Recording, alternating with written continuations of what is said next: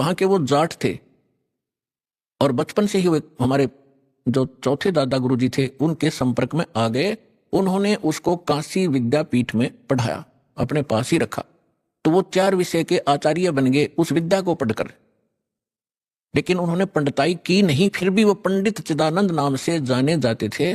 और उनका आश्रम बना हुआ है जिला सोनीपत हरियाणा, तहसील खरखोदा के पास एक गोपालपुर गांव है छोटा सा, उसमें उनका आश्रम बना हुआ है। दास उसको बहुत बार देख कर आया है, उस पर लिखा है पंडित चिदानंद आश्रम, जबकि वो वर्ण में जाट थे।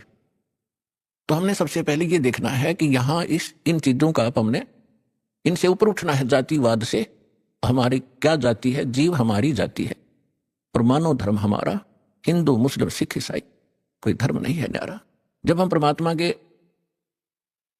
इस अध्यात्म ज्ञान से परिचित होंगे, फिर हमने कोई भी दूसरा सा नहीं दिखेगा, ना कोई मुसलमान दिखाई देगा, ना कोई ईसाई दिखेगा, ना हमें कोई हिंदू दिखेगा, ना कोई सिख दिखाई देगा। हम एक पिता की संतान हैं, हम परमात्मा के लिए ही विभाजित हुए हैं, परमात्मा के लिए अब हम एक होंगे, क्योंकि हमें ज्ञान हो जाएगा। हम रूढ़िवादी नहीं रह सकते, क्योंकि परमात्मा ने शिक्षा इसीलिए आपको दी है। अब हम अपने प्रसंग पर आते हैं। गुरु बिन काहू न पाया ज्ञाना, जो थोथा भूस छड़े मूड किसाना। गुरु बिन वेद पढ़े जो प्राणी, समझन सारे रहे अज्ञानी।